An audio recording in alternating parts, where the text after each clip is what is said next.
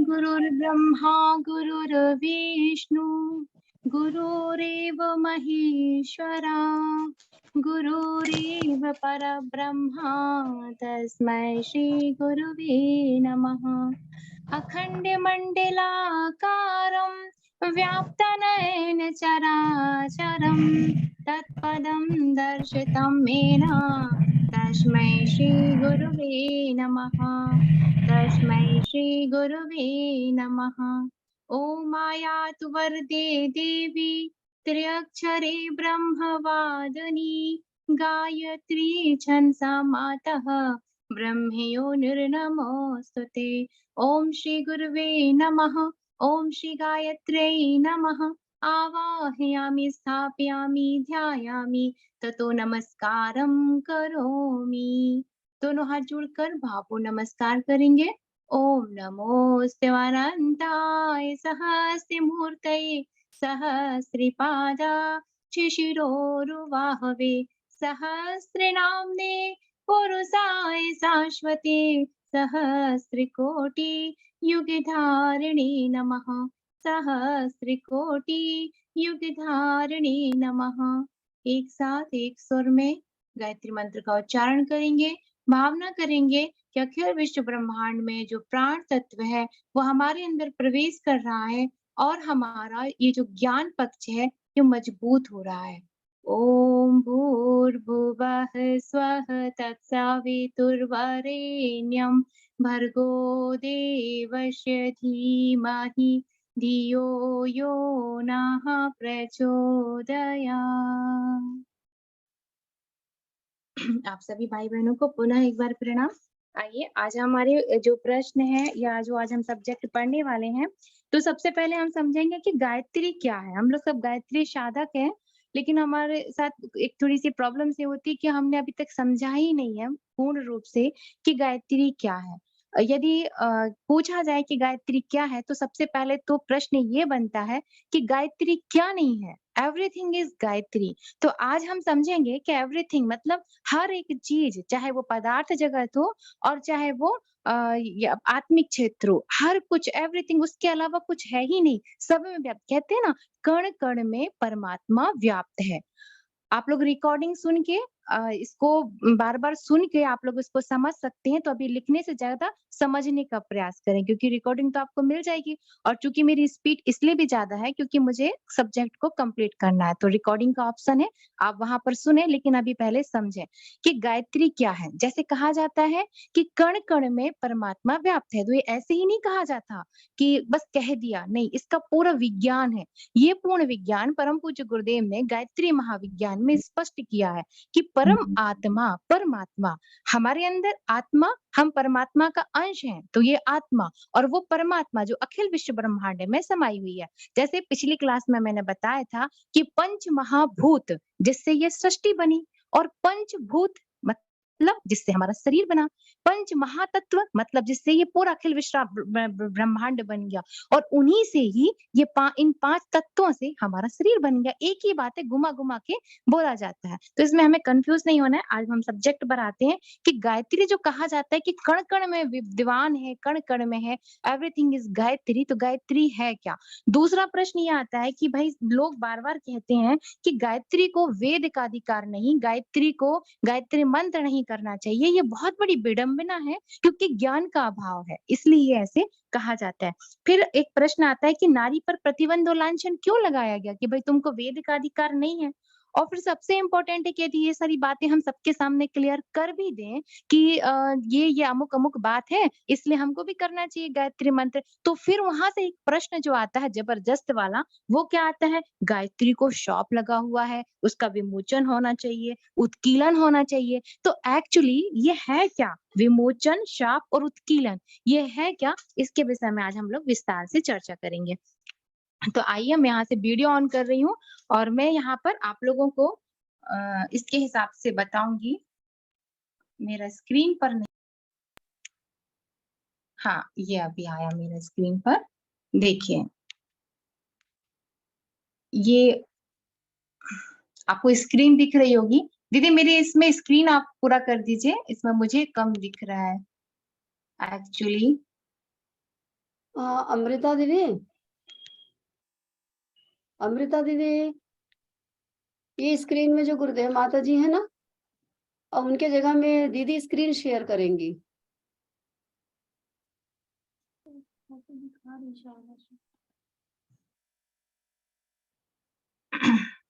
कौन, सौम्या बैठी है क्या बेटा? सौम्या,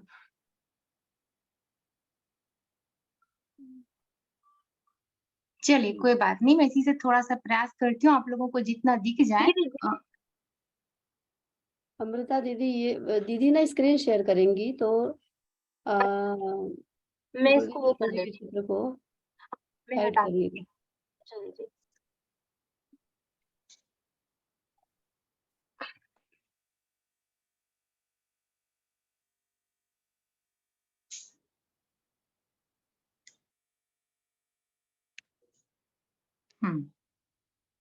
ठीक है, बहुत बहुत धन्यवाद दीदी। ये देखिए मैंने यहाँ पर ये पहले से बनाकर रखा है ताकि हमारा टाइम जो है वो बिल्कुल भी वेस्ट ना हो, है ना? हमारा टाइम वेस्ट नहीं होना चाहिए, टाइम के अकॉर्डिंग हमारा सब काम हो जाए, इसलिए मैंने पहले से ये डायग्राम बना के रखा है। इसको देखिए, ये है निराकार। ठीक, सबसे पहला पॉइंट पर है कि गायत्री क्या है। तो गायत्री को समझने के पहले हमको ये समझना पड़ेगा कि निराकार क्या है। अब देखिए, ये जितना कुछ भी है ये सब क्या है, ये देखो मैं दूर से दिखाती हूँ आपको। एवरीथिंग मतलब जो कुछ भी है, इसमें अखिल विश्व ब्रह्मांड है, मनुष्य है, जड़ है, चेतन है, पृथ्वी, जल, वायु, आकाश, अग्नि, इससे अखिल विश्व ब्रह्मांड बना हुआ है। लेकिन ये सब जो ज्ञान बना हुआ है, ये कहाँ पर बना हुआ है? कहाँ पर फिर बना हुआ है? इस ब्लैक बोर्ड पर बना हुआ है ना? इसके अंदर ही सब कुछ है। तो जो कुछ भी इसमें जो ज्ञान विज्ञान है, वो कहाँ पर समाया हुआ है? वो इस ब्लैक बोर्ड पर समाया हुआ है ना? इसी तरह ये जो निराकार है, जब इसकी इच्छा हुई कि मैं एक से अधिक हो जाऊं, तो उसमें से एक शक्ति उत्पन्न हुई।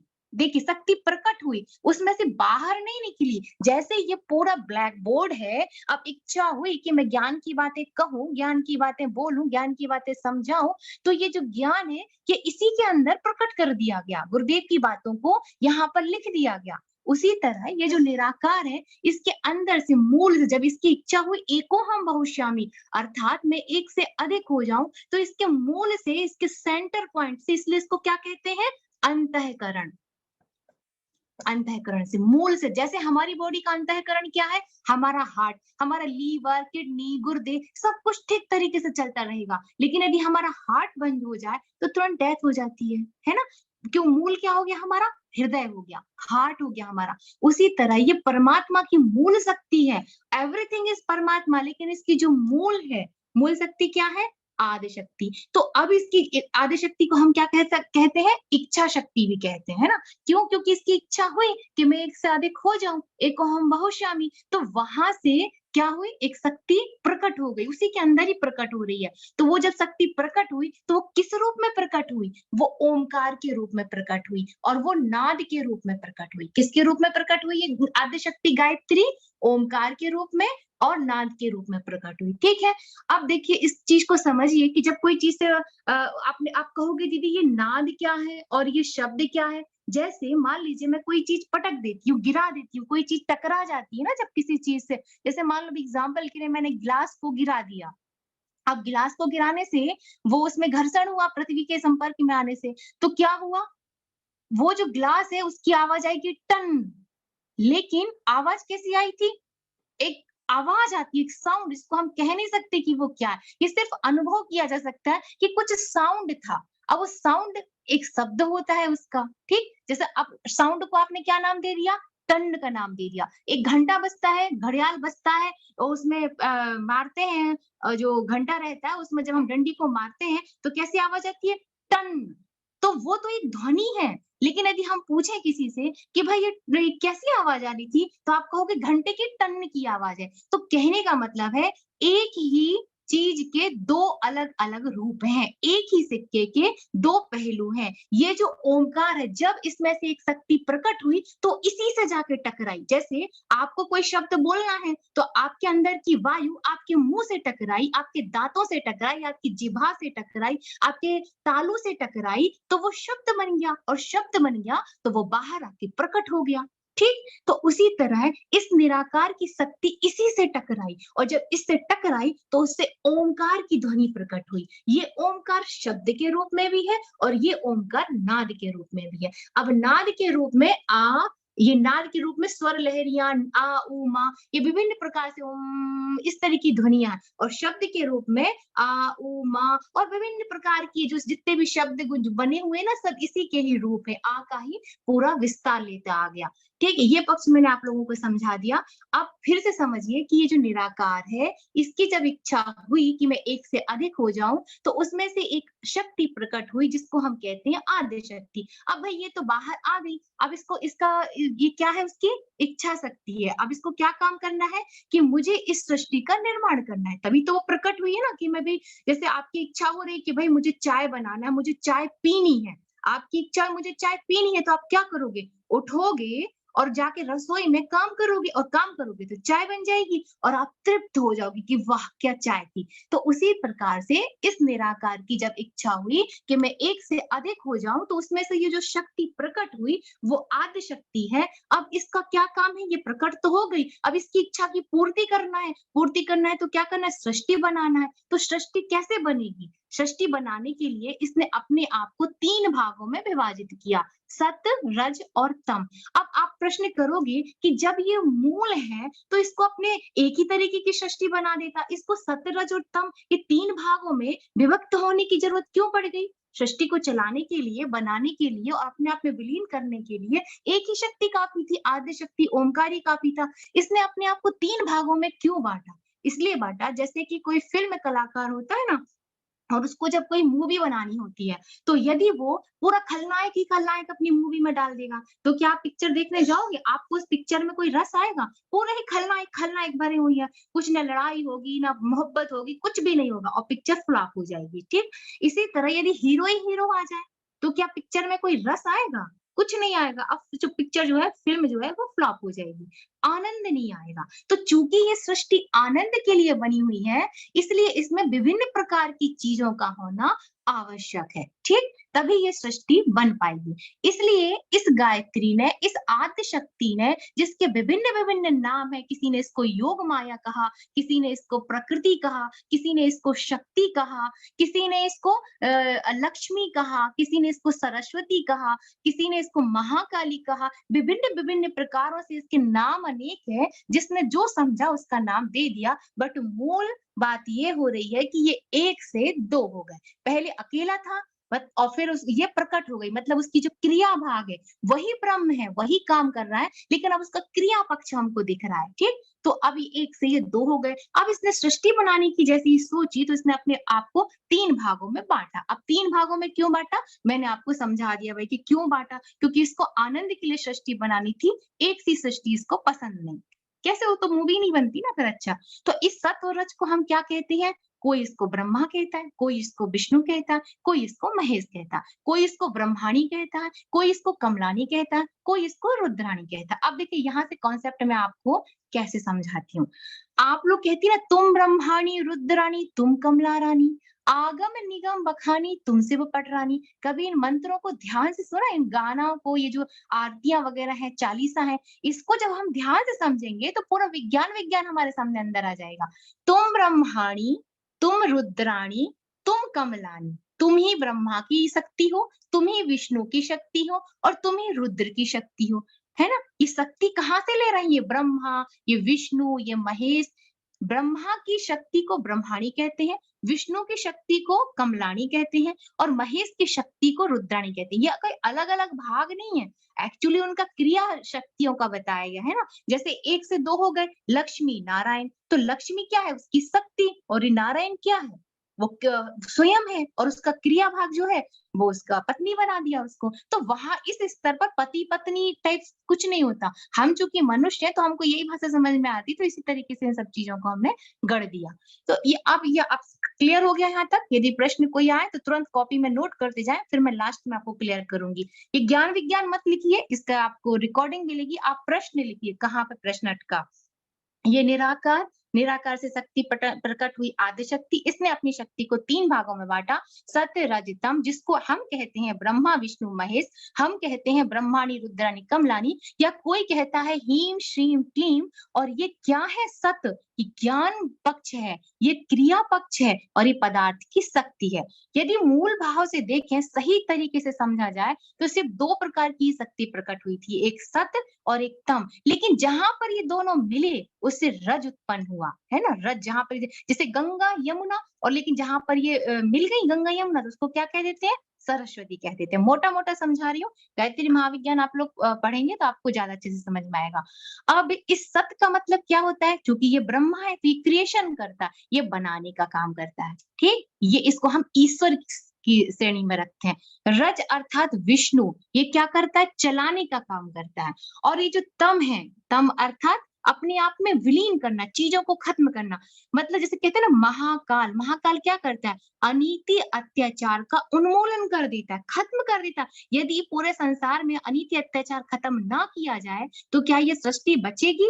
कभी नहीं बचेगी। इसलिए ये शक्ति तम, जिसको हम खराब कहते हैं ना, ये शातम, ये बहुत आवश्यक है। लेकिन किसके लिए? सृष्टि के कल्याण रूप के लिए। जैसे हमारे अंदर माया, मोह, क्रोध, काम, क्रोध, लोभ, मोह, अहंकार, ये कौन सी शक्ति खत्म करेगी? इसी आदि शक्ति की ये क्लीम शक्ति, रुद्राणी शक्ति, महेश की शक्ति, तम की शक्ति ही खत्म करेगी। तो यहाँ तक आप लोगों को समझ में आ गया कि आद्य शक्ति निराकार, उसकी आद्य शक्ति ने अपने आपको, अपनी शक्ति को 3 भागों में बांटा, जिनको इन विभिन्न प्रकार के नामों से हम जानते हैं। अब ये 3 क्रिएशन उसके सामने आ गए, 3 शक्ति जो है उसके हाथ में आ गई, ठीक। जैसे कि आपको घर बनाना है, ठीक, आराम से समझाती हूँ कि आपको घर बनाना है, तो अब घर बनाने के लिए आपका क्या क्या चाहिए? आपको ईटा चाहिए, गिट्टी चाहिए, रेती चाहिए, सीमेंट चाहिए, आपको पैसा चाहिए, फिर किचन का सामान चाहिए, फिर उस घर में रहने के लिए इंसान भी चाहिए, आपको आपका पूरा परिवार चाहिए।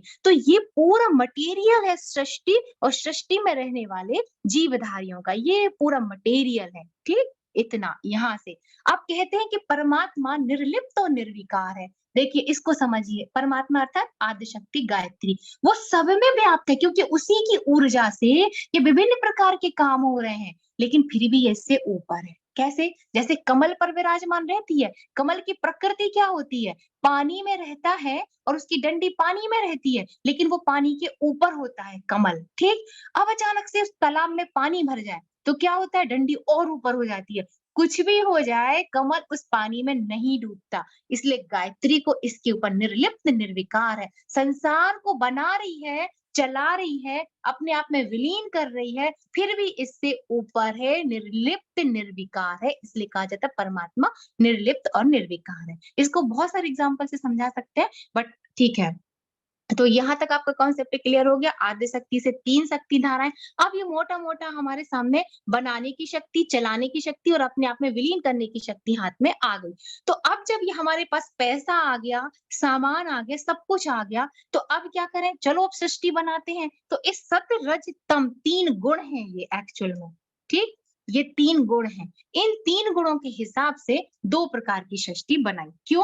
विलयन मतलब वो भी चाहिए ना, एक आनंद चाहिए, तो 2 प्रकार की सृष्टि बनाई, एक जड़ और एक चेतन। अब जड़ से क्या बन गया? हमारा शरीर बन गया। और ये सृष्टि जो कुछ आपको बाहर ये सृष्टि दिख रही है ना, आपको पृथ्वी दिखती है, जल दिखता है, वायु दिखती है, आकाश दिखता है, अग्नि दिखती है।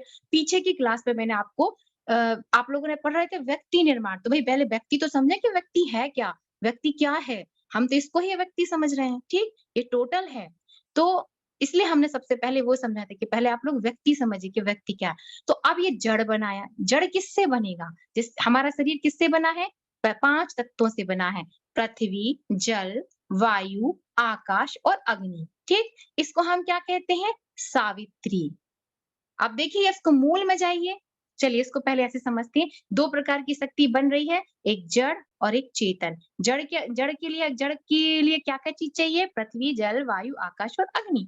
अब दूसरा पार्ट है चेतन, शुद्ध में, या इसको आप कह सकते हो आत्मा, ठीक। शुद्ध में, इसकी ये किससे बना? ये शुद्ध में जो है, ये जो चेतन है, ये जो आत्मा है, ये किससे बना? इसके अंदर है भावना, विचारना, ये प्रधान होता है इसको। लेकिन ये किससे बना है? अंतःकरण चातुष्ट जिसको बोलते हैं, मन, बुद्धि, चित्त और अहंकार, इससे बना। ये काय का रूप है? ये गायत्री का रूप है। अब यहाँ पर समझिए आप लोग, ये जो शरीर बना है 5 तत्वों से बना है। ये जो ये जो प्रकृति बनी है 5 तत्वों से बनी है। अब जैसे मान लीजिए मैं हूँ, एक समय के बाद मैं खत्म हो गई, मैं मर गई, ठीक? तो अब मैं मर गई, तो मेरा शरीर तो हमने में जला दिया, और वो जो जला था तो वो 5 तत्वों से बना था, 5 तत्व में विलीन हो गया। आकाश आकाश में चला गया, पृथ्वी पृथ्वी में चली गई, वायु वायु में चली गई, अग्नि अग्नि में चली गई। तो मैं तो ये नहीं हूँ, फिर मैं कौन था? ये विचारनीय है, ये जड़ तो मैं नहीं हूँ। मैं तो इस जड़ में रहता हूँ, तो मैं हूँ कौन? ये 5 तत्वों से बना शरीर 5 तत्वों में मिल गया। ये प्रकृति भी एक समय बनती है और एक समय फिर विलीन हो जाती है। 5 तत्वों में, पंच महाभूतों में विलीन हो जाती है। तो फिर ये है क्या ये? ये जानने का प्रयास किया, तो पता चला कि भाई ये जो 2 भाग किए थे, ये पदार्थ जगत है। इसको हम पदार्थ जगत कहते हैं। अणु, परमाणु आप लोगों ने साइंस में पढ़ा होगा ना, विभिन्न प्रकार के पदार्थों से ये सब चीजें बनी हुई है, हमारा शरीर और सृष्टि बनी हुई है। और दूसरा है शुद्ध में अर्थात चेतन, जिसको गायत्री, इसके अंतर्गत क्या आता है? मन, बुद्धि, चित्त और अहंकार, ये सब चीजें हमने समझी। अब देखिए, अब क्या हो रहा है, ये सत्य, रज और तम, इसमें सत्य जब मतलब कि कहना चाहिए कि ये इनका सत्य और तम का मिलन होता है, तो कहीं पर सत बहुत ज्यादा हो जाता है, सत ही सत हो जाता है। ये बिल्कुल नहीं होता, ना रज होता है ना तम। इन दोनों में क्रियाएं हो रही है ना, इन सत में और तम में क्रियाएं हो रही, इन दोनों को मिलाया जा रहा है। एकदम जैसे 2 चीजें मिलाते हैं तो एक नई चीज का, जैसे रेड कलर और येलो कलर को आप मिलाएंगे तो अब बहुत सुंदर एक अलग कलर पैदा हो जाएगा। जैसे उगते हुए सूर्य का कलर होता है ना, वैसा एक नया कलर बन जाएगा। तो उसी तरह ये सत और तम को जब हमने मिलाया, तो सत और सत जब मिलता है तो उससे क्या मिलता है? ईश्वर बन जाता है, परमात्मा, ईश्वर कहते हैं उसको, से ठीक है। और जहां पर तम और सत मिलता है, जब 2 मिलते हैं तो जीव बन जाता है। और जहां सिर्फ तम और तम मिलता है, वहां पे क्या बन जाता है? जगत अर्थात संसार बन जाता है। तो चूंकि ये पदार्थ की शक्ति है, जो तमोगुणी शक्ति है, ये पदार्थ की शक्ति है, तो तम और तम मिल गया तो हमारा शरीर बन गया और ये प्रकृति बन गई, ठीक? अब यहाँ पर देखिए, यहाँ पर विचार क्रांति अभियान क्यों बनाया गया? क्योंकि विचार आया कि मैं एक से अधिक हो जाऊं, और वही विचार ही आद्यशक्ति गायत्री है और उसका ही अंश हम है। इसलिए गायत्री की चेतना, गायत्री की इच्छा शक्ति यहाँ पर प्रकट हुई, और इसको हम कोई कोई लोग इसको चेतना कहते हैं। अब चूंकि ये हमारे शरीर में मुख्य भूमिका के रूप में है, यही तो मुख्य है, तो इसको हम लोग आत्मा कह देते हैं। तो कभी कंफ्यूज मत होना कि आत्मा है कि चेतना है कि प्राण है, इन सब में नाम का फर्क है। ये आद्य शक्ति की चेतना है, लेकिन हमारी आत्मा है, हमारे रूप में ये मुख्य है, ठीक? तो इस तरीके समझ जाए। अब इसके अंदर क्या क्या आ गया? भावना, विचारना। इसलिए परम पूज्य ने विचार क्रांति अभियान अपनाया। ये विचार क्रांति अभियान इन द सेंस कि अपने विचारों को प्योर करते जाओ, शुद्ध मैं की तरफ जाओ। तुम क्या हो? मैं कौन हूँ? मैं ये 5 तत्व वाला शरीर हूँ कि मैं इसमें विराजमान परमात्मा का अंश, आत्म स्वरूप गायत्री की चेतना हूँ। मैं क्या हूँ? जैसे जैसे तुम जाओगे ऊपर, तो शरीर भाव जो है हमारा कम होते जाएगा। ये जो सारा जगत में एक भागने की, दौड़ने की अभिलाषा है, ये तो बन रहा है, मिट रहा है, बन रहा है, मिट रहा है। लेकिन ये जो चैतन्य है ना कभी मरता है। भगवान कृष्ण गीता जी में कहते हैं कि मैं शरीर, मनुष्य के शरीर में आत्म रूप में विराजमान हूँ, ना कभी मरता हूँ, ना कभी घटता हूँ, ना गलता हूँ, ना सड़ता हूँ, ना मैं कुछ भी नहीं करता। मैं सिर्फ और सिर्फ क्या करता हूँ? शरीरों को बदलता हूँ। मतलब ये जो शरीर में हम हैं, इस शरीर में, इस जड़ पदार्थ में जो ये प्रवेश करता है, आज इस शरीर में प्रवेश कर लिया, इससे निकल गया, दूसरे शरीर में प्रवेश कर लिया, तीसरे शरीर में प्रवेश कर लिया। आज जो हमारे संबंध है, पहले किसी और के संबंध थे, उससे पहले हमारा किसी और के साथ संबंध था, उसके पहले हमारा किसी और के साथ संबंध था। लेकिन हम क्या कर रहे हैं? इसको ही हम मुख्य समझ ले रहे हैं, और इसी में हमारा पूरा जीवन निकल जाता है। इसलिए कहते हैं जीव भाव से ऊपर हो। जीव भाव मतलब तम और सत जहां पर मिलता है, थोड़ा सा ज्ञान तो है, लेकिन वो पूरा 5 तत्वों के अंतर्गत आ गया है। पृथ्वी, जल, वायु, आकाश, अग्नि, मतलब पूरा का पूरा शरीर भाव में है। और जब हम पूरा शरीर भाव में रहते हैं, तो हम इस शरीर को ही अपना समझ लेते हैं। तो हमारी स्थिति वहां पर क्या होगी? जीव की स्थिति होगी, हम जीवधारी कहाएंगे। लेकिन जैसे ही हमारी भावना शुद्ध होगी, हमारी विचार ना, हमारे विचार शुद्ध पवित्र होंगे, हमारी बुद्धि जो है प्रखर होगी ज्ञान के माध्यम से, स्वाध्याय के माध्यम से, आत्मचिंतन के माध्यम से, उपासना के माध्यम से, साधना के माध्यम से, तो धीरे धीरे हमारे जो जीव भाव है ये किस में बदल जाएगा? जीवात्मा में। अब जीवात्मा मतलब क्या होता है? जब ये आत्मा हमारे गर्भ में प्रवेश करती है, मतलब स्त्री के गर्भ में प्रवेश करती है, तो उससे पहले ये एक तत्व लेकर आती है, आकाश में पहले प्रकट होती है। आकाश आत्मा जो है वो आकाश तत्व में मिली तो क्या हो गई? जीवात्मा। जीव है थोड़ा थोड़ा, क्योंकि एक तत्व तो ले लिया उसने, आकाश तत्व ले लिया, इसलिए जीव भी बन गया, लेकिन थोड़ा थोड़ा आत्म स्वरूप में भी है, परमात्मा का अंश का उसको बोध होता है, थोड़ा थोड़ा बोध होता है कि मैं परमात्मा का अंश हूँ। जैसे दूध में पानी मिला दो तो थोड़ा थोड़ा पानी भी है, थोड़ा थोड़ा दूध भी है। लेकिन यदि पूरा ही दूध हटा दिया जाए और दूध की जगह पूरा पानी डाल दिया जाए, तो मतलब जब ये जीवात्मा आकाश से होकर माँ के गर्भ में जाती है, तो वो क्या बन जाती है? 4 तत्वों को और ग्रहण कर लेती है। कौन-कौन से? अग्नि, वायु, जल और पृथ्वी। ये माँ के गर्भ से ले लेती है वो सारी चीजें, तो वो क्या बन जाती है? जीव बन जाती है। मतलब उसको विस्मरण हो जाता है, भूल जाती है वो क्या सोचने लगती है कि मैं ये शरीर हूँ। है ना? तो ये एक्चुअल में ये भाव है। जैसे-जैसे हम अपना आत्म परिष्कार करते जाएँगे, ज्ञान के माध्यम से, सत्संग के माध्यम से, स्वाध्याय के माध्यम से, उपासना के, तो ये बदलता जाएगा। जीव से हम जीवात्मा पर आएँगे। अरे!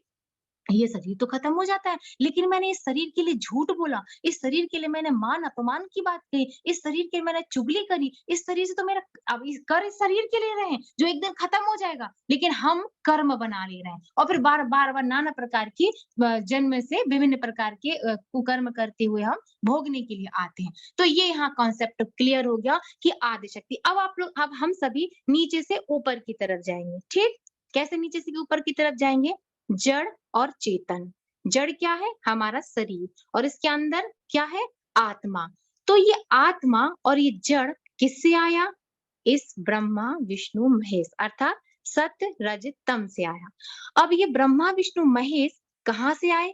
ये आए आद्य शक्ति गायत्री से, ठीक? आद्य शक्ति गायत्री से ऊर्जा ले रहे हैं ये, ऊर्जा ले रहे हैं। इसी का ही रूप है ये। जैसे कोई लड़की है, उसकी शादी होती है, वो प्रकट हुई, मतलब शादी नहीं सॉरी माफ करिएगा। जैसे कोई एक लड़की है, हस्बैंड वाइफ है, उनकी इच्छा हुई कि चलो भई हम 2 से 3 हो जाए, ठीक?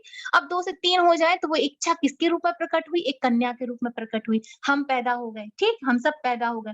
अब जब हम सब पैदा हो गए तो हमारा कार्य क्षेत्र बढ़ा। पहले हम किसी की बहू किसी की बेटी थे, किसी की पोती थे, उस हिसाब से हम काम भी करते थे। दौड़-दौड़ के दादी का काम कर दिए, दौड़-दौड़ के बड़ा प्यार मिलता था, छोटे-छोटे बच्चे थे हम। लेकिन हमारा विवाह हुआ, अब हमारा विवाह हुआ तो संसार बढ़ा, अब संसार बढ़ा तो कार्य क्षेत्र भी बढ़ा। साथ में हम ऑफिस भी जाते हैं, तो ऑफिस में हम मैडम बन गए। हैं हम सविता ही, लेकिन ऑफिस में मैडम और घर पर आए तो किसी की बहू और किसी की पत्नी, किसी की माँ और मायके गए तो किसी की बेटी।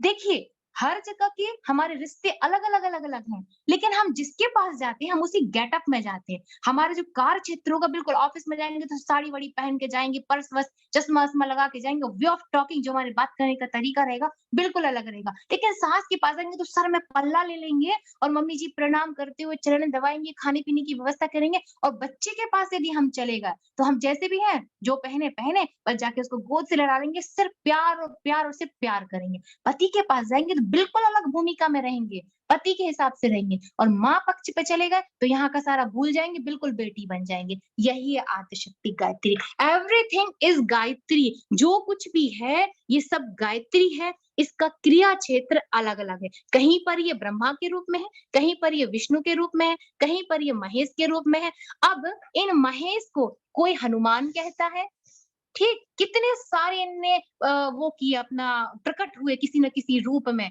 महेश की जो भगवान शंकर हैं उनके अवतार कितने सारे अवतार हैं, आप लोग जानती होंगी। विष्णु भगवान के राम, कृष्ण, परशुराम विभिन्न प्रकार के अवतार हो गए, ठीक? तो ये है एक ही शक्ति से विभिन्न-विभिन्न प्रकार की शक्तियों का उत्पन्न होना। अब यहाँ तक यदि किसी का कोई है, प्रश्न है तो आप लोग पूछ सकती हैं कि क्या? अब यदि प्रश्न नहीं है तो अब प्रश्न आता है कि हमें गायत्री का जो है जप क्यों नहीं करना चाहिए? गायत्री तो ये है, आदिशक्ति, मूल बुद्धि, सद्बुद्धि, ऋतंभरा बुद्धि, ऐसा ज्ञान जो यदि हमारे अंदर प्रकट हो जाए तो फिर हम अहम ब्रह्मास्मि शिवोहम हम बन जाते हैं। क्यों? क्योंकि हम चेतन के रूप में हैं और चेतन किससे बना हुआ है? भावना, विचारना, ये प्रधान है। किससे बना है? मन, बुद्धि, चित्त और अहंकार, इससे बना हुआ है। और जब हमारा मन कहे मैं तो शिवोहम हूँ, अहम ब्रह्मास्मि, मैं ये शरीर नहीं हूँ, फिर मैं गलत काम क्यों करूं? तो फिर क्या? ज्ञान का प्रकाश प्रकट होगा, विवेकानंद बन जाएंगे, भगवान बुद्ध बन जाएंगे, पंडित श्री राम शर्मा आचार्य बन जाएंगे। मन का ही खेल है, बुद्धि का ही खेल है, चित्त का ही खेल है। शक्ति जो है सावित्री की, ये रावण के पास भी थी। ये जो शक्ति है ना सावित्री की, ये रावण के पास भी थी, फिर भी राक्षस बन गया। क्यों बन गया राक्षस? क्योंकि उसके साथ गायत्री तो सबके अंदर है, लेकिन गायत्री प्रकट नहीं हुई थी, शुद्ध भाव में नहीं थी। इसके ऊपर कवर था, किसका? अहंकार का। अहंकार का था पर्दा। तो वो अपने आप को क्या समझ रहा था? मैं रावण, मैं सब कुछ कर सकता हूँ। तो इस कारण वो राक्षस बन गया और उसका नाश हो गया। लेकिन भगवान राम जो कि जानते थे कि शिवो हम, मैं ही हूँ, मर्यादा में रहे, मर्यादा के साथ विभिन्न प्रकार की उपासना, साधना, नियम, यम, समाधि सब कुछ करते हुए अपने आप को पूर्ण परिष्कृत करते हुए शुद्ध में आ गए और वो राम बन गए। तो इसीलिए हमारे यहाँ कहा जाता है कि प्रचार क्रांति अभियान, यदि अपने विचार बना कर लिए तो पंडित श्री राम शर्मा आचार्य बन जाएंगे। गुरुदेव बार-बार कहते हैं कि मैं व्यक्ति नहीं हूँ धोती कुर्ता वाला बाबा जी, मेरे विचारों से जुड़ो। जिस दिन मेरे विचारों से जुड़ जाओगे, उस दिन उस गुरु के विराट स्वरूप को अखंड मंडलाकारम व्याप्तान चराचरम, पूरे अखंड ब्रह्मांड में हमारा गुरु चेतन के रूप में व्याप्त कर रहा है। ये है हमारा गुरु। क्योंकि ऐसा ज्ञान और विभिन्न प्रकार की चीजें जो इस तरीके से हमारे सामने प्रस्तुत की हैं गुरुदेव ने, हमारे अंतःकरण में डाली हैं, इस सामान्य व्यक्तियों की ये उसकी बात नहीं है। तो यहाँ पर हमने ये चीज समझ लिया।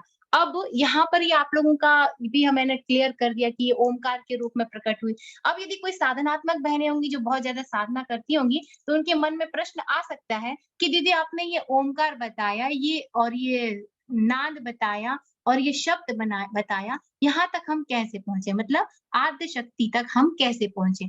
तो इसके विभिन्न-विभिन्न प्रकार के आयाम होते हैं। जब हम यम, नियम, उपासना, ध्यान, धारणा, समाधि, छोटी-छोटी चीज़ों में 5 कोश का ध्यान करें, अपने आहार पर करें, अपने विचारों को कंट्रोल करेंगे और हम सुनने का ध्यान में की गहराइयों में जब हम जाएँगे, तो कुछ-कुछ हमको स्वर लहरियाँ सुनाई देती हैं। कैसी स्वर लहरियाँ सुनाई देती हैं? जैसे कि पानी गिर रहा है, जलप्रपात की आवाज़ आएगी, शंख की आवाज़ आएगी और विभिन्न प्रकार की स्वर लहरियाँ हमको सुनाई देती हैं। लेकिन जब हम अपना आत्म परिष्कार करते, देखो सिर्फ ध्यान करने बैठ जाओ, इससे बात नहीं बनती है।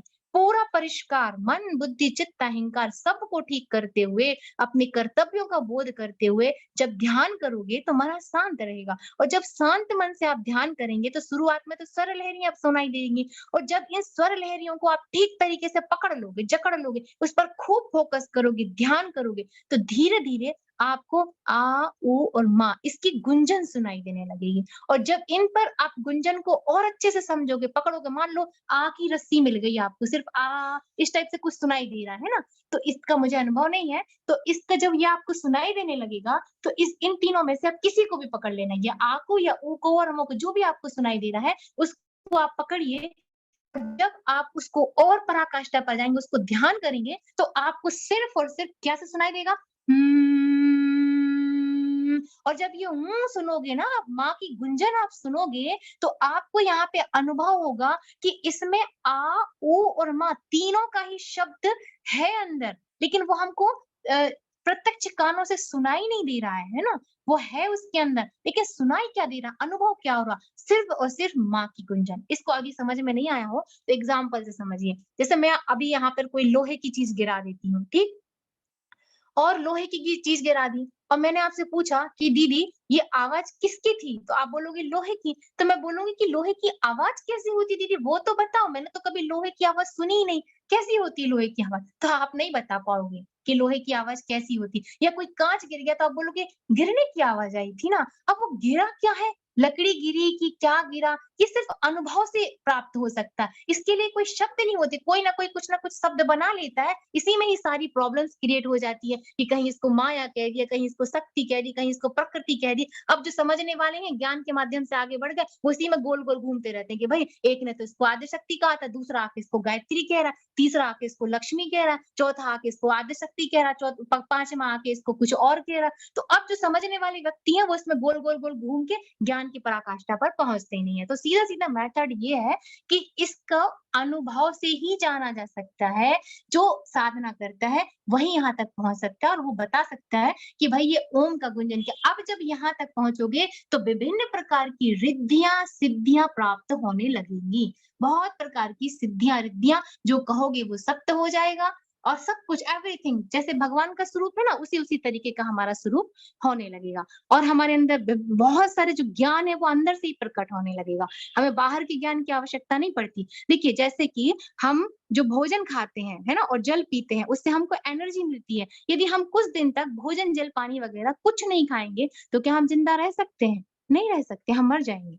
पानी नहीं पिएँगे तो हम मर जाएँगे। लेकिन जो ऋषि हैं, जो संत हैं, जो हज़ारों-हज़ारों साल तक जिनने कई-कई बरसों तक उन्होंने तपस्या करी, बिना खाना-पीना, भोजन किए तपस्या करी, तो उनने कैसे वो कैसे जीवित रह गए और हमसे भी ज़्यादा बलवान थे। क्योंकि जब तक हमें आत्मबोध नहीं होता, हम हम यहाँ तक भी नहीं पहुँचते, तब हम किस भाव में जीते हैं? इस भाव में जीते हैं। तो फिर हमें इन पदार्थों की आवश्यकता पड़ती है, जो बाहर जगत में पंचभूत हैं, पृथ्वी, जल, वायु, आकाश, अग्नि से विनिर्मित जो अन्न और जल है, इससे ही हम जिंदा रहते हैं। लेकिन हमारे शरीर में भी ये पृथ्वी, जल, वायु, आकाश, अग्नि जो बाहर के पंच महाभूत हैं, ये हमारे अंदर भी हैं। 5 कोशों के रूप में, 5 तत्व के रूप में, पृथ्वी, जल, वायु, आकाश, हमारी कुंडलिनी के बीच में, हमारे स्पाइन में, ये पृथ्वी, जल, वायु, आकाश, अग्नि सब कुछ है। फिर वो जो ऋषि हैं, जब इस पर अपना आधिपत्य प्राप्त कर लेते हैं, इसको अपने अंडर में ले लेते हैं, तो फिर वो अंदर के ही तत्वों से अपने भोजन-पानी की व्यवस्था कर लेते हैं। उनको इस बाहर के आवरण की आवश्यकता नहीं पड़ती। तो ये है पूरा विज्ञान और ये है पूरा ध्यान। अब यदि कोई कहे कि भाई आप गायत्री को मत पूजो, आप स्त्री हो इसलिए मत पूजो, तो क्या है ये? क्या ये चेतना आत्मा ना नर होती है ना नारी होती है? गायत्री का मतलब क्या है? गय अर्थात प्राण। अब आप लोगों को समझ में नहीं आएगा कि भाई ये प्राण क्या है, रुकिए मैं आप लोगों को समझाती हूँ। कि प्राण कैसे होता है। यदि किसी बहन को और अच्छे से आता हो तो वो बताए, मैं जितना पहुँच पा रही हूँ उतना मैं बता रही हूँ। देखिए, अब यदि कोई कहे कि इसकी आप जो है गायत्री है जो ये इसको क्या कहते हैं? गायत्री। जो हमारे अंदर इस आद्य शक्ति की चेतन शक्ति विराजमान है, इसको हम गायत्री कहते हैं, इसको हम आत्मा कहते हैं, इसको विभिन्न प्रकार के नाम से भी जान सकते हैं। जो होगा वो कह देगा। कोई इसको विचार कह देगा, कोई इसको मन कह देगा, कोई इसको बुद्धि कह देगा, जो भी कह देगा, लेकिन ये है कौन? आत्म रूप में। अब गायत्री ये जो चेतन शक्ति है जो हमारे हृदय में विराजमान होती है, मूल में विराजमान होती है, इसका नाम है गायत्री। तो गायत्री का मतलब क्या है? गय अर्थात प्राण और त्रय मतलब त्राण करने वाली, जो प्राणों को त्राण करे, पार लगाए, मजबूत करे। जो व्यक्ति जितना प्राणवान होता है, वो उतना महामानव बनता है और देवत्व को धारण करते ईश्वर तक पहुंच जाता है। ये ऊपर की तरफ जाने लगता है। अभी ये जब इसका बोध नहीं होगा, तो हम कहाँ जाएंगे? नीचे की तरफ चले जाएंगे। एकदम हम नीचे, नीचे, नीचे, नीचे पशु पक्षी बनते जाएंगे और हम जड़ पदार्थ में घूमते रहेंगे। लेकिन जैसे ही बुद्धि को हम परिष्कृत करते हैं, उपासना, साधना, ध्यान, धारणा, ये सब हम करते हैं, अपने कर्मों को ठीक करते हैं, व्यवस्थित करते हैं, तो हमारी गति कैसी होगी? महामानव। ठीक? फिर उसके बाद और ऊपर देवता, ऋषि, महामानव और ऊपर से बढ़ते-बढ़ते देवत्व को प्राप्त करते हुए हम ईश्वर तक पहुँच जाते हैं और फिर इसमें विलीन हो जाते हैं। ये आद्य शक्ति। अब आद्य शक्ति के बाद निराकार में हम विलीन क्यों नहीं हो सकते? क्योंकि इसकी इच्छा हुई कि मैं एक से अधिक हो जाऊं, इसलिए इसने विभिन्न प्रकार के ये प्रपंच रच दिया। इसको माया भी कहते हैं। माया मतलब जो असंभव को भी संभव कर दे, उसको कहते हैं माया। तो इसको कहते हैं योग माया। ठीक? तो ये योग माया है। तो इसमें तो हम चले जाएंगे, आद्य शक्ति में तो हम विलीन कर लेंगे, लेकिन जब तक इसकी इच्छा ये नहीं होगी कि अब मैं अधिक से एक हो जाऊं, तब तक तक हम इसमें विलीन नहीं कर सकते, क्योंकि ये इच्छा शक्ति से ही पूरा प्रपंच रचा गया। अब जब इसकी इच्छा होगी कि मैं अधिक से एक हो जाऊं, तो पहले हम आदिशक्ति गायत्री में विलीन होंगे, फिर आदिशक्ति गायत्री के बाद इस निराकार में सब कुछ समा जाएगा, जलमय हो जाएगी पूरी पृथ्वी और विभिन्न प्रकार के आयामों पर हम जाएंगे।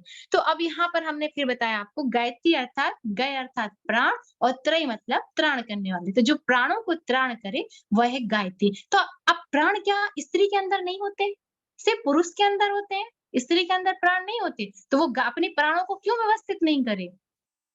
वो इसी नर्क टाइप की जिंदगी जी के खत्म हो जाए क्या? अज्ञान इन सब चीजों में अपने आप को खत्म कर दे, शरीर भाव से ही अपने आप को खत्म कर दे क्या? उसको ज्ञान का क्यों? देखिए, हमारे पूर्व में हमारी जो ऋषिकाएँ हुआ करती थी, जो हमारी देवियाँ होती थी, वो ऋषिकाएँ हुआ करती थी।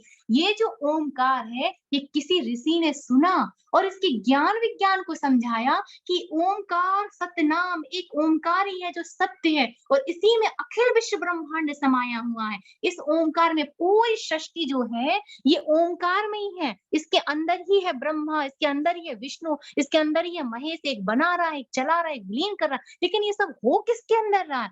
ओमकार सत्य नाम, सिर्फ यही सत्य है, बाकी की ये इसकी योग माया है। बनती है, बिगड़ती है, बनती है। ब्रह्मा भी कई ब्रह्मा आते हैं, फिर वो चले जाते हैं, दूसरे ब्रह्मा आते हैं, फिर वो चले जाते हैं, फिर तीसरे ब्रह्मा आते हैं। ऐसे ना जाने कितने ब्रह्मा आ रहे हो, कितने ब्रह्मा चलेगा, लेकिन नहीं बदलता तो कौन नहीं बदलता? एकमात्र ओमकार सतनाम आद्य शक्ति गायत्री, जिससे ये सब कुछ बना हुआ है, ये सारा प्रपंच बना हुआ है।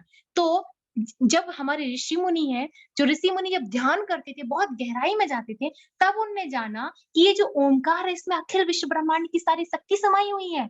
पूरा उन्होंने ज्ञान विज्ञान जान लिया। अब इस ओमकार से, यहाँ से गायत्री से गायत्री मंत्र सुना, गायत्री मंत्र के 24 शब्द सुने उनने ध्यान से। ये कोई आकाशवाणी नहीं होती थी कि ऊपर आकाश से कुछ कोई बोल रहा है और हमने सुन लिया। नहीं, नहीं।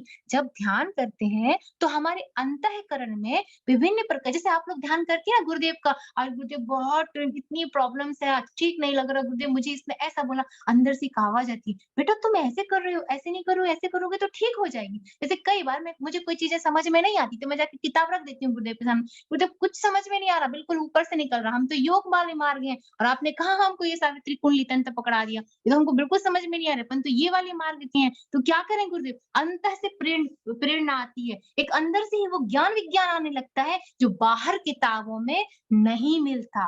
अंदर का ज्ञान वास्तविक ज्ञान है, चेतन शक्ति का ज्ञान, और इसमें समस्त ज्ञान भरा हुआ है, बनाने का, चलाने का और विलीन करने का। क्यों? क्योंकि ये जो गायत्री है मुख्य रूप से उतरी है यहाँ पर, पूर्ण सत्य के रूप में आई है, चेतन में पूर्ण सत्यता को लिए, तो इसमें सारा ज्ञान विज्ञान भरा हुआ है। लेकिन चूंकि हम लोग जड़ पदार्थ पे ज्यादा फोकस करते हैं, शरीर भाव में जीते हैं, इसलिए हम इसको अज्ञानी के हिसाब से अपनी पूरा जो जीवन है ऐसे कर लेते हैं। तो जो ये हमारे ऋषि मुनि हैं, उनने जब इसको समझा तो इनने जान लिया कि इसमें तो समस्त है। तो जिस हिसाब से ऋषियों ने जाना, उसी हिसाब से जो ऋषिकाएं होती थी, जो स्त्रियां होती थी, वो भी इसके ज्ञान विज्ञान, यहाँ तक ध्यान के माध्यम से विभिन्न प्रकार के मंत्रों की दृष्टा थी। अर्थात उनने विभिन्न प्रकार के मंत्र जो अखिल विश्व ब्रह्मांड में गूंज रहे हैं, जब यहाँ से जो गुंजन हुई, 7 बार ये ध्वनि उसी में टकराई, तो उससे जो विभिन्न प्रकार के 7 स्वर, 7 लहरियां, 7 ग्रह नक्षत्र, 7 का जोड़ पूरा बन गया और पूरा उसका विस्तार हो गया। विस्तार जैसे एक बीज होता है, फिर उसका पेड़ बनता है, फिर उसकी टहनियां टहनियां बढ़ते जाती, पूरा एक कल्प वृक्ष बन जाता है। उसी तरह इस ओमकार से ये पूरा समस्त ब्रह्मांड बन गया। अब बन गया तो सबके शब्द रूप में भी है और ये नाद रूप में भी है। तो किसी ने उसके शब्दों को पकड़ा और किसी ने उसके नाद को पकड़ा, और इन शब्दों और इन नादों में विभिन्न प्रकार का ज्ञान विज्ञान भरा पड़ा है। तो यदि ऋषियों ने इसको पकड़ा है, तो हमारी ऋषिकाओं ने भी पकड़ा है, और फिर वो वेदों की मंत्रों की अधिष्ठा, मतलब जो वेद थी उनमें निपुण थी, घर घर जाके वेद मंत्रों का पाठ करवाती थी, विभिन्न प्रकार से सिखाती थी लोगों को कि कैसे करना चाहिए, कैसे नहीं करना चाहिए, घर परिवार भी संभालती थी और जा जाके वेद मंत्रों का अध्ययन भी कराती हैं। तो फिर ये बीच में कैसे आ गया कि स्त्रियों को गायत्री का अधिकार नहीं? ये तो पहले ऐसा नहीं था। जैसे एग्जाम्पल से बताएं, सीता जी तो घूंघट नहीं काटती थी, तो फिर क्यों कहा गया कि भई हमारी स्त्रियाँ घूंघट काढ़ें? क्योंकि वो सभी लोग उस समय मर्यादा में रहते थे। कोई किसी की स्त्री को गलत नज़र से नहीं देखता था। हमेशा मातृभाव से, हमेशा बहन के भाव से देखा जाता था और कभी गलत विचार, गलत भावनाएँ किसी की नहीं आती थी। यदि एक आध कभी आ गई तो देखिए कितने बड़े-बड़े कांड हो जाते थे। रामायण लिख महाभारत हो जाती थी, रामायण लिख जाती थी, विभिन्न प्रकार की चीज़ें हो जाती थी। मतलब उस काल में ये सब नहीं होता था। तो उस समय पर्दे की भी आवश्यकता नहीं होती थी। लेकिन धीरे-धीरे मुगल काल आया, सामंतवाद आया, पुरुष प्रधान देश हुआ हमारा। धीरे-धीरे क्या हुआ? अज्ञान बढ़ता गया तो पुरुष प्रधान देश आया, सामंतवाद आया। तो उनने क्या कहा? स्त्री को और उनने क्या किया? सबसे पहले स्त्री को अशिक्षित किया मतलब अज्ञान।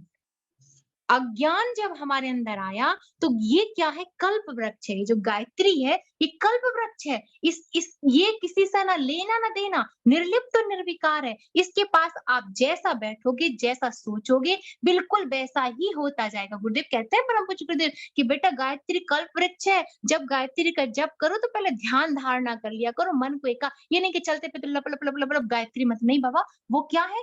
वो है अपना कल्प वृक्ष। उसके सामने आप जैसा बैठ सोचोगे, यदि बुराई-बुराई सोचोगे उसने मेरे साथ ऐसा किया, उसने मेरे साथ तो आपके साथ बुरा ही बुरा, बुरा, बुरा हो जाएगा। आप सोचोगे मैं ज्ञानवान हूँ, माँ गायत्री की जो शक्ति मेरे अंदर प्रवेश कर रही है, मेरे अंदर ज्ञान बढ़ रहा है, मेरे काम, क्रोध, लोभ, मोह, अहंकार सब नष्ट हो रहा है। तो धीरे-धीरे आप देखेंगे पूरा शरीर परिवर्तित हो गया। ये तो कल्प वृक्ष है जिसके नीचे बैठ के जो माँगोगे वो मिल जाएगा। है ना?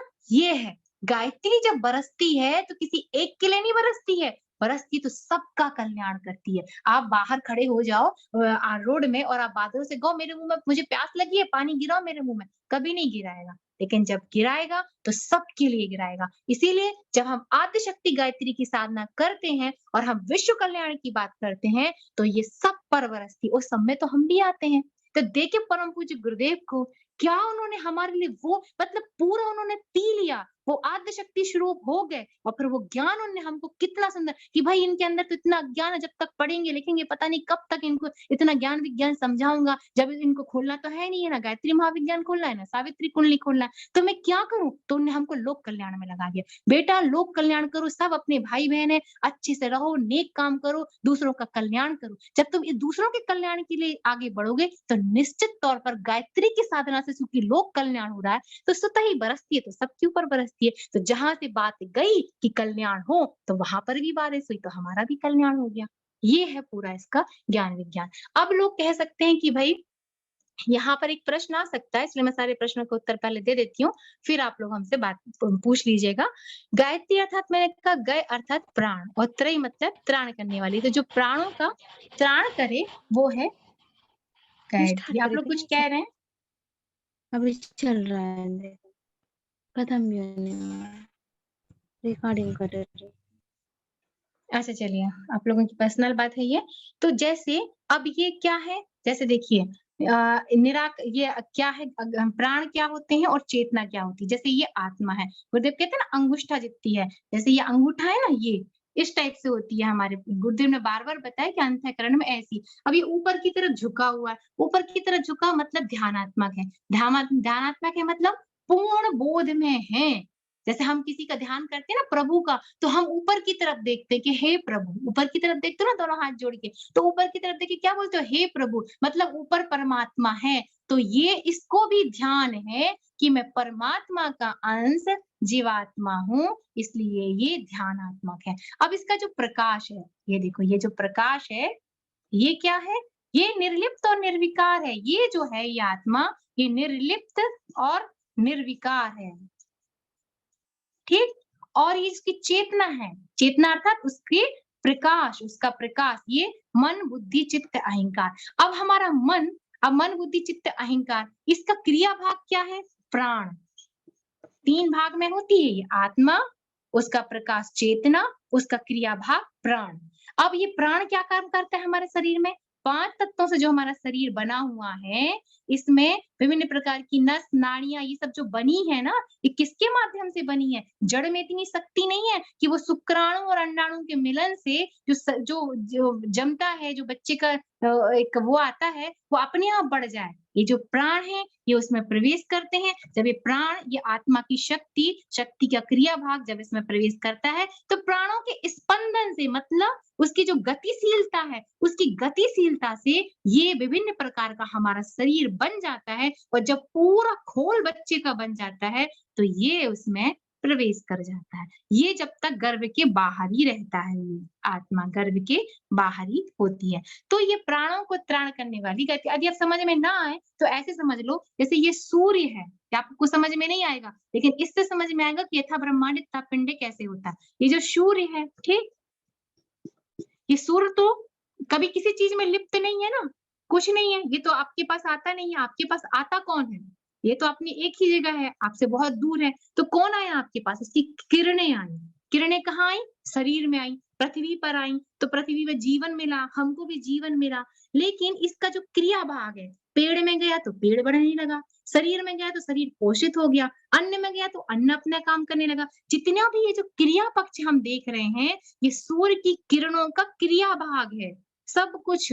उसी तरह आत्मा निर्लिप्त निर्विकार है, उसकी जो ये है अपना शक्ति, जिसको हम मन बुद्धि चित्त अहंकार कहते हैं, उसका जो क्रिया भाग है वो प्राण के शरीर को हमारे चला रहा है। यदि प्राण निकल जाए तो व्यक्ति की मौत हो जाती है ना। सांस तो फिर भी ऑक्सीजन लगा देते हो ना आप लोग, हम लोग ऑक्सीजन लगा देते हैं, फिर भी कभी प्राण बचते हैं क्या? तो ऑक्सीजन में हमारा जीवन नहीं है, प्राण हमारे जीवन है। अब जिसको, जो व्यक्ति अच्छे तरीके से चलता है, जिसको बोध होता है, अब ये प्राण कहाँ बह रहे हैं? पूरे शरीर में बह रहे हैं, खून को पूरे शरीर में बहा रहे हैं, मल मूत्र बाहर निकाल रहे हैं, खाना को अंदर ले जाने का काम कर रहे हैं, पचाने का काम कर रहे हैं, विभिन्न प्रकार का काम कौन कर रहा है? ये प्राण कर रहे हैं। अब ये प्राण कहाँ से आया? ये इस शक्ति से आया, ये आत्मा के प्रकाश से आया, जिस ये मन बुद्धि चित्त अहंकार से आया। अब यदि ये परिष्कृत नहीं होंगे प्राण, तो इसका असर कहाँ पर पड़ेगा? मन पर पड़ेगा। तो मन यदि हमारा खराब होगा तो वो यहाँ तक कभी नहीं जा पाएगा। वो किस भाव में रहेगा? इस जड़ भाव में रहेगा कि हम शरीर हैं। इसको ये कहते हैं बुद्धि को परिष्कृत करो, मन को परिष्कृत करो, विचार क्रांति अभियान। इसलिए कहते हैं इसको जितना हम अपने शुद्ध पवित्र करेंगे उतना ज्यादा मैं का बोध होगा। ये बीच का सेंटर पॉइंट है, ये जो मन है ना, ये सेंटर पॉइंट है। ये मन चाहे तो इन शरीर में भाव में आ जाए, ये मन चाहे तो आत्मा के भाव में चले जाए। मतलब ये बीच का है, ये बीच का है, ऊपर रस्सी और नीचे रस्सी है, बीच में फंसा हुआ। चाहे तो अपने मूल स्वरूप का ध्यान कर ले कि भैया मैं, ये कारण है, ये आत्मा है, तभी तो मैं हूँ इसकी शक्ति, और ये मैं हूँ तभी तो ये प्राण है। लेकिन ये बीच में बैठा बैठा क्या सोचता है? मैं तो सिर्फ शरीर हूँ, मैं तो सिर्फ शरीर हूँ, मैं तो सिर्फ शरीर हूँ। तो यहाँ पूरा गड़बड़ और विभिन्न प्रकार की प्रॉब्लम्स आती है। तो अब मेरा प्रश्न ये है कि जो लोग कहते हैं कि स्त्रियों को गायत्री का जप नहीं करना चाहिए, वो क्यों कहते हैं? गायत्री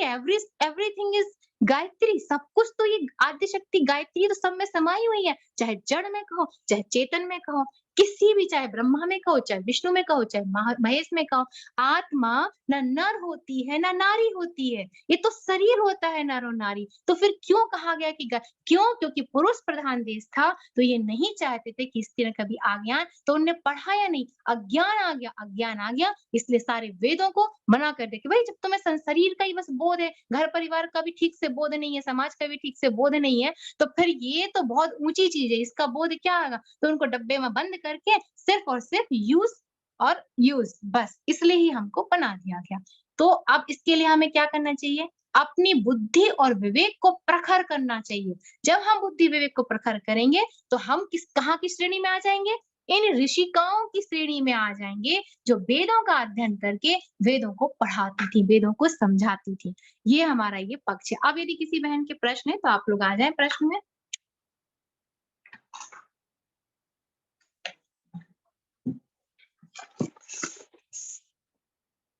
दीदी किसी के प्रश्न है तो आप लोग पूछ सकती हैं। सभी बहनें आमंत्रित हैं प्रश्न के लिए। दीदी के द्वारा बहुत अच्छे से आज गायत्री को समझाया गया। बहनों आप लोग ने बहुत आनंद उठाया होगा, साथ ही साथ समझने का प्रयास किए भी होंगे और इसको और भी श्रवण करेंगे। रिकॉर्डिंग आप लोगों के पास पहुंच जाएगा और साथ ही साथ श्रवण करने के साथ साथ चिंतन भी कीजिएगा दीदी, इस पर बहुत आवश्यक है। प्रश्न आमंत्रित है, बहनें हाथ उठाएं, अनम्यूट किया जाएगा। बहनें हाथ उठाएं।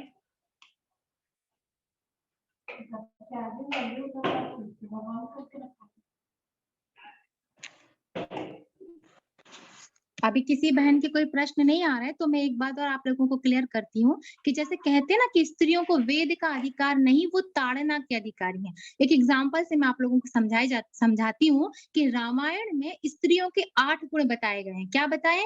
कि वो स्वार्थी हैं। देखो रामायण ने कहा है स्वार्थी हैं, मायावी हैं, डरपोक हैं, मूर्ख हैं, असत्य रूपणी हैं, घृणित हैं, अपवित्र हैं, चंचल हैं। तो अब क्या ये वास्तव में रामायण में कहा गया? इसको जानते हैं। अभी किसी से पूछेंगे ना तो वो फटाफट बता देंगे, अरे ये तो रामायण में तो स्त्रियों के बारे में ऐसा लिखा है, मतलब तुम लोग तो हो ही वैसी।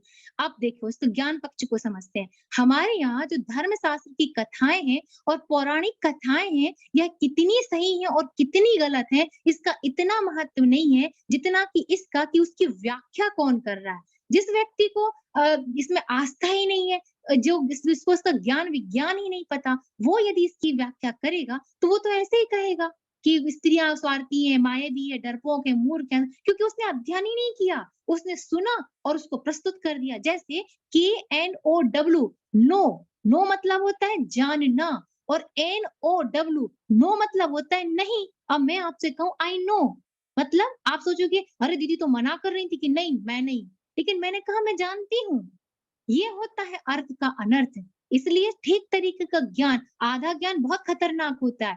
तो गुरुदेव कहते हैं, इसलिए गुरुदेव ने बताया कि वास्तव में तुलसीदास जी के द्वारा रावण के मुंह से निकली हुई बातों का वर्णन था। रावण तो राक्षस था, दुराचारी था, और वो जैसा स्त्रियों के बारे में सोचता था वैसी उसने व्याख्या कर दी उसकी, और हमने उसकी बातों को पकड़ के क्या कह दिया कि रामायण में लिखा है कि ऐसी ऐसी बातें ऐसी ऐसी होती हैं। किसी धर्म दृष्टि से पूछेंगे तो वो तो ऐसी ही व्याख्या करेगा कि भाई ऐसा नहीं। इसलिए हमारे जो 4 वर्ण थे उसमें उपासना का, संध्या उपासना का विधि विधान था। सभी जगह धर्म की चर्चा करते थे, अज्ञान दूर होता था। लेकिन धीरे धीरे इतनी व्यस्तता आ गई कि ये व्यवस्था जो है वो लुप्त हो गई, और संसार में हम सब व्यस्त हो गए और हम अज्ञानी हो गए। आज हम रामायण उठा के पढ़ते हैं, जैसी रहती वैसी पढ़ के खत्म कर देते हैं, उसके पीछे के ज्ञान विज्ञान पर नहीं जाते। आज हम गायत्री महाविज्ञान पढ़ते हैं, जैसा लिखा वैसी पढ़, उसमें मनन चिंतन नहीं करते। जब तक मंथन नहीं होता तब तक हमारा अमृत नहीं निकलता। मंथन करना पड़ता है तब जाके अमृत निकलता है। बहुत सारी चीजों को गुरुदेव ने छोटे से में लिख दिया, लेकिन उसका विस्तार बड़ी बड़ी चीजों में है। तो जब उसको बार बार वही चीज हमारे सामने आएगी, तब हमारे अंतःकरण में वो चीज लिखित होगी, झंझोरेगी हमको, मंथन होगा कि हाँ। जैसे कि एक इससे आपको समझाती हूँ कि श्री रामचरितमानस के 5म सोपान सुंदरकांड में लिखा है, ढोल गवार शूद्र पशु नारी सकल ताड़ना के अधिकारी। आप लोगों को मैं इसलिए बता रही हूँ ताकि कार्य क्षेत्र में जब कोई कहे कि गायत्री का अधिकार नहीं, तो आप हमें किस तरीके से उत्तर देना उसको। तो ढोल गवार शूद्र पशु नारी सकल ताड़ना के अधिकारी, इसमें पद भ्रष्ट लोगों ने क्या कहा, ढोल गवार शूद्र पशु और नारी ताड़ना अर्थात प्रताड़ित मार के अधिकारी है। लेकिन संत योगी से पूछिए इस दोहे का वास्तविक व्याख्या कि क्या होता है। जैसे कबीरदास जी ने क्या कहा, कनक कनक ते सैगुनी मादकता अधिकार, वा खाए बोराए जग या पाए बोराए। अब यहाँ पर जो कनक का मतलब है वो सोना है। एक कनक का मतलब सोना और दूसरे कनक का मतलब होता है भांग। जैसे मैंने अभी नो बताया ना, KNOW नो मतलब जानना, और NO नो मतलब होता है नहीं। तो शब्द तो एक ही है बोलने पर, लेकिन उसके जो अर्थ है वो भिन्न भिन्न है। तो यहाँ पर एक कनक का मतलब होता है सोना और दूसरे कनक का मतलब होता है भांग। एक को प्राप्त करके व्यक्ति जो है वो बोरा जाता है, मर जाता है। यदि हम भांग बहुत ज्यादा खा लें तो मर भी सकते हैं, और दूसरे को खाकर व्यक्ति बोरा जाता है। बोरा जाता मतलब पागल हो जाता है कि मेरे पास तो सोना ही सोना आ गया, सोना ही सोना आ गया।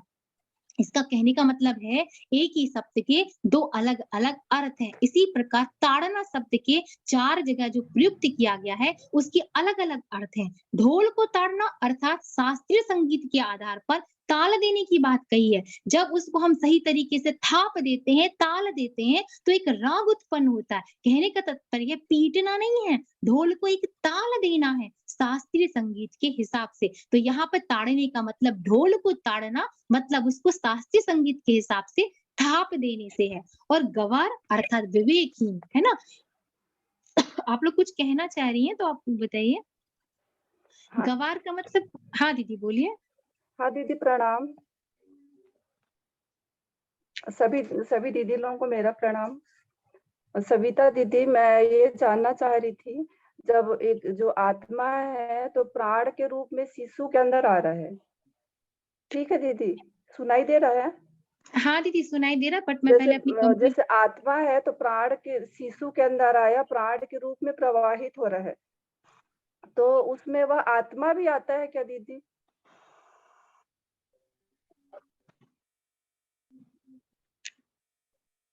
हाँ दीदी बोलिए आप।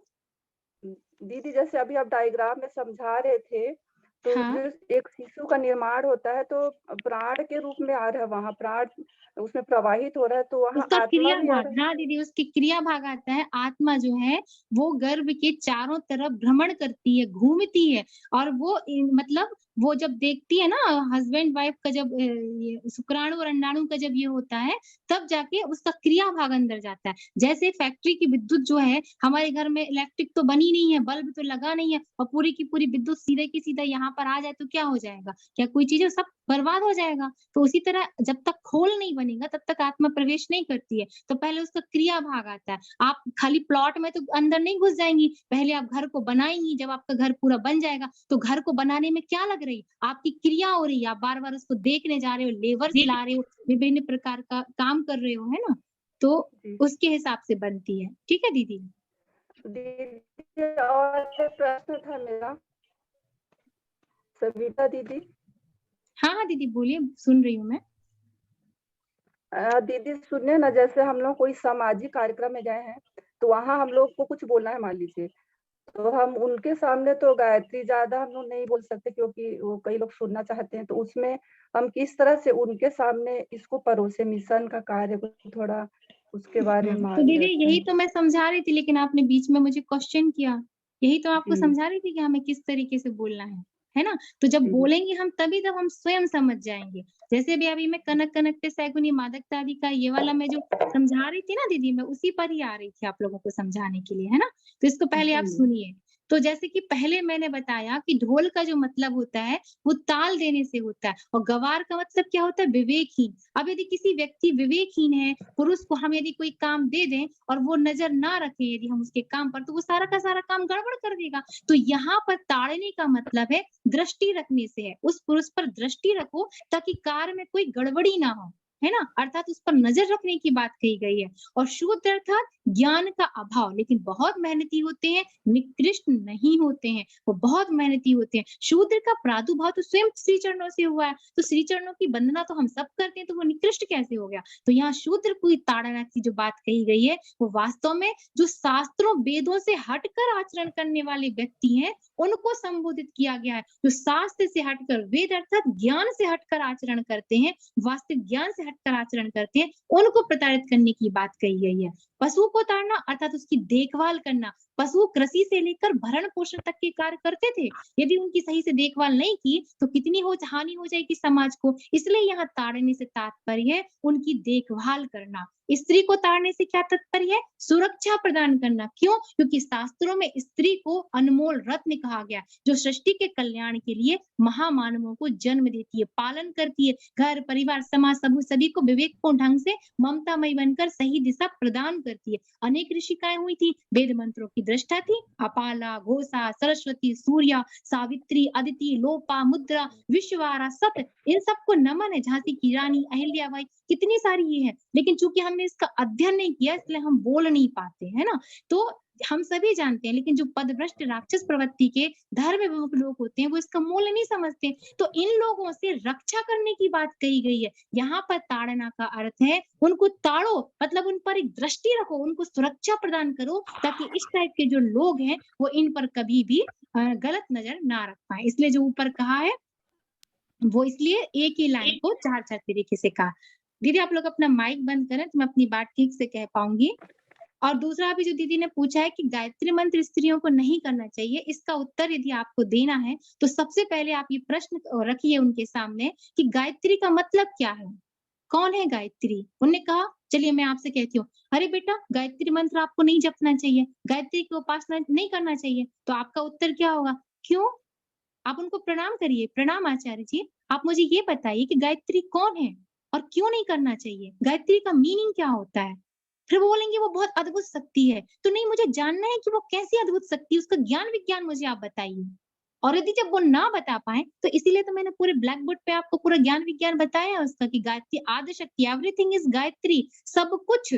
ये पेन में, इस टेबल में, इस डेस्क में, इस कंप्यूटर में जड़ के रूप में भी गायत्री है, और हमारे अंदर जो चेतना रूपी है वो भी गायत्री है, प्राण रूपी है वो भी गायत्री है। गायत्री मतलब गय माने प्राण और त्रय मतलब त्राण करने वाली, जो प्राणों की रक्षा करे वो गायत्री। तो महिलाओं को क्यों नहीं करना चाहिए? क्या महिलाओं में प्राण नहीं होते? पहला आंसर। दूसरा आंसर, गायत्री ही मूल है, निराकार की इच्छा है, उससे ही सृष्टि का निर्माण हुआ है, तो सब कुछ उसमें ही समाया हुआ है और उससे ही सब कुछ उत्पन्न हुआ है। तो पर गायत्री भी, हम भी तो गायत्री से उत्पन्न हुए, जिससे आप उत्पन्न हुए। एक माँ के गर्भ से एक पुत्र भी उत्पन्न होता है और एक पुत्री भी उत्पन्न होती है। अब पुत्र कहे कि माँ और पुत्री ना कह पाए माँ, तो ये कैसा लॉजिक है? इस तरीके से बात करिए। दूसरी तीसरी बात गुरुदेव के हिसाब से, गायत्री क्या है? हमारे गुरुदेव ने हमको माँ के रूप में, एक्चुअल में वो निराकार है, लेकिन गुरुदेव ने इसका भी बहुत बड़ा विज्ञान है, कभी लगेगा तो आप लोगों को बताऊंगी कि माँ क्यों कहा। तो गायत्री क्या है? माँ है। तो प्रश्न है कि माँ को पुत्र और पुत्री दोनों ही पुकार सकते हैं कि नहीं पुकार सकते? ऐसा कहाँ होता है कि पुत्री पुकारे और पुत्री ना पुकारे? पुत्र के पुकारने पर भी माँ आती है और पुत्री को पुकारने पर भी दौड़ी चली आती है। वो ये नहीं देखती कि कौन पुकार रहा है। दूसरी बात हमें ये समझना है कि हमारा शरीर 5 तत्वों से मिलकर बना है। एक दिन ये 5 तत्व में विलीन हो जाएगा। तो सत्य क्या है? शरीर की आत्मा। भगवान कृष्ण ने गीता में कहा है कि शरीर तो नश्वर है, लेकिन आत्मा अमर है, ना कभी मरती है, ना घटती है, ना बढ़ती है। तो हम क्या है? शरीर की आत्मा। हम आत्मा है और आत्मा ना नर होता है ना नारी होती है। तो फिर ये प्रश्न कैसे आ गया कि स्त्री को करना चाहिए और स्त्री पुरुष को करना चाहिए, स्त्री को नहीं करना चाहिए? एक्चुअली जो शरीर भाव में जीते हैं, जो अपने आप को प्रधान समझते हैं, जो दबाने की कोशिश करते हैं, वो ऐसा करते हैं कि स्त्री और पुरुष, आज किस क्षेत्र में हमारी स्त्रियां पीछे हैं? आज की तो बहुत दूर की बात है, पुरानी अभी जो मैंने इतने सारे नाम लिए आप लोगों के सामने, वो कितनी बड़ी-बड़ी मंत्र दृष्टा थी और कितना बड़ा देश का काम किया। अरे उनको भी छोड़ दीजिए, झांसी की रानी लक्ष्मीबाई का ध्यान करिए, किस चीज में वो पुरुषों से पीछे थी। तो क्यों ये प्रश्न आ गया? क्यों? क्योंकि हम अज्ञानी हैं। हमने पढ़ने का, हमने सिर्फ उठाया, शाम के समय संध्या-उपासना में रामायण के 4 श्लोक सुने और बंद कर दिए। गुरुदेव की साहित्य उठाए, पढ़े और बंद कर दिए। उसकी ज्ञान विज्ञान को बहनों जब तक हम नहीं जानेंगे, तब तक हमें वो बात, वो समझाने की और जो आंसर देने की वो नहीं आ पाएगी। उसके लिए हमें खुद समझना पड़ेगा। और सबसे बड़ी बात है ज्ञान परख। यदि कभी किसी ने कहा भी है कि स्त्रियों को नहीं करना चाहिए, तो ये थोड़ा बहुत अंश ठीक भी है। क्यों? क्यों है थोड़ा बहुत अंश ठीक? इसको मैं समझाती हूँ और इसका निवारण गुरुदेव ने किया, उसको मैं समझाती हूँ, उसको ध्यान से सुनिएगा। गायत्री वास्तव में क्या है? गायत्री परमात्मा की वह मूल शक्ति है, जिससे ये अखंड मंडल को अपनी शक्ति के माध्यम से बना रही है, चला रही है और अपने आप में विलीन कर रही है। तो परमात्मा की जब एक से अधिक होने की इच्छा हुई, तो उसके मूल से जो शक्ति प्रकट हुई वो गायत्री है। और गायत्री ने अपनी 3 शक्तियां सत्य रजतम के माध्यम से जड़ चेतन बनाया। और सब कुछ तो जड़ और चेतन कण-कण में गायत्री है, चाहे जड़ हो चेतन हो, गायत्री से अलग तो कुछ भी नहीं है। तो प्रश्न है कि गायत्री क्या नहीं है? सब कुछ तो गायत्री है। फिर भी कहा जा रहा है कि भाई नारियां ना करें, नारियां ना करें। तो ध्यान से देखेंगे तो वास्तविकता ये है कि जगत मिथ्या ब्रह्म सत्यम। गायत्री साधना से साधक के मन में वास्तविक ज्ञान प्रकट होने लगता है। जब हम बार-बार गायत्री मंत्र करते हैं, तो हमारी जो भावना है, जो विचारणा है, जो ध्यान है, समाधि की अवस्था में पहुंचते-पहुंचते अपने मूल स्वरूप को देख लेता है, अपने आत्म स्वरूप को देख लेता है। वहां जाके पता चलता है शिवोहम अहम ब्रह्मास्मि, अंगूठे की जितनी है अंतःकरण में विराजमान है, ध्यानात्मक है। फिर जब वहां बोध होता है कि मैं तो ये शरीर नहीं, मैं तो आत्मा हूँ। और जब साधक को ये पता चलता है कि मैं शरीर नहीं आत्मा हूँ, तो क्या उसका शरीर के संबंधित चीजों में मन लगेगा? नहीं लगता है मन। विरक्ति आने लगती है, योगीपना आने लगता है, विरक्ति आ जाती है, मन नहीं लगता, पति पत्नी से संपर्क नहीं रह जाता। और जो विभिन्न प्रकार के आयाम है इसमें, क्यों? क्योंकि हम वास्तविक मूल को जान गए कि ये शरीर तो बन रहा है और बिगड़ रहा है। वास्तविक ज्ञान हमारे अंदर प्रकट हो जाता है। एक दिन छूट जाएगा ये शरीर और वह अपने आत्म कल्याण की ओर आगे बढ़ता है। इस बंधन से मुक्ति के लिए जब साधक गायत्री मंत्र को जपता है, तो वह पूर्ण रूप से परिष्कृत होता हुआ बौद्धिक स्तर की चरम सीमा पर होता है, जिससे उसके मन में वैराग्य उत्पन्न होता है। वैराग्य अर्थात राग द्वेष से ऊपर अपना पराया भेद बुद्धि से ऊपर, और धीरे धीरे वह संसार उससे छूटने लगता है और वह परमात्मा में ही रमण करने लगता है। यहाँ पर प्राचीन काल में कहीं कहीं जो वर्णन आता है ना कि गायत्री को स्त्रियों का जप नहीं करना चाहिए, उसका रीजन यही था। भगवान का ये संकल्प है कि एक से अधिक हो जाओ, लेकिन जब स्त्रियों के मन में विरक्ति आ जाएगी तो क्या करेंगी? वो ये सब सृष्टि को बढ़ाने का काम करेंगी? नहीं करेंगी। वो भी ब्रह्मा जी के 4 पुत्रों की जगह अपना इस पे चली जाएंगी, है ना? तो इसलिए कहा गया था। अब स्त्रियों को, पुरुषों को क्यों नहीं कहा गया? उनके अंदर भी तो विरक्ति आ सकती है। ये प्रश्न आपके मन में आ सकता है कि भाई स्त्री के मन में आ रही तो पुरुष के मन में भी विरक्ति आ जाएगी गायत्री मंत्र से। तो यहाँ पर परम पूज्य गुरुदेव कहते हैं कि चूंकि स्त्री बहुत ज्यादा भावुक होती है, उसके हृदय में ममता, करुणा, प्रेम ये ईश्वर प्रदत्त होता है। भावना, करुणा, प्रेम, इसका जो शरीर की जो बनावट है वो इस तरीके से गढ़ी गई है, इस तरीके से बनाई गई है कि इसके अंदर ये ज्यादा जो ग्रहण करने की जो शक्ति है वो बहुत ज्यादा होती है, बहुत जल्दी भावुक हो जाती है, सहनशील भी होती है, तो वो उस चीज को जल्दी सीख लेती है। जो उनको 40 साल में सीखना था, 50 साल में सीखना था, पता चला ये 20-22 की उम्र में ही सीख के निकल गई, तो जल्दी विरक्ति आ जाएगी। तो पुरुषों को तो ऑलरेडी बाद में ही विरक्ति आने वाली, तो उनको जपाओ अभी से, जपते रहो, और स्त्रियों को जल्दी हो जाता, तो उनसे कहा कि थोड़ा रुको और तुम बाद में जपो। लेकिन परम पूज्य गुरुदेव को देखिए, युग ऋषि पंडित श्री राम शर्मा आचार्य को देखिए, हम सबका इतना सरल और सुलभ मार्ग उन्होंने बताया गायत्री साधना का कि साधक चाहे स्त्री हो या पुरुष, संसार में रहते हुए अपने कर्तव्यों का निर्वाह करते हुए भी अपने व्यक्तित्व को परिष्कृत करके परिवार, समाज और देश का निर्माण करते हुए एक योगी की तरह रहता है। संसार में रहता है लेकिन संसार में डूबता नहीं है। बच्चा बच्चा वास्तविक ज्ञान को जानता है, बच्चा बच्चा मंत्रों को जानता है, बच्चा बच्चा वेदों को जानता है। तो दीदी इसके लिए हमें अपना ज्ञान बढ़ाना पड़ेगा। आप लोगों को अब क्लियर हुआ दीदी?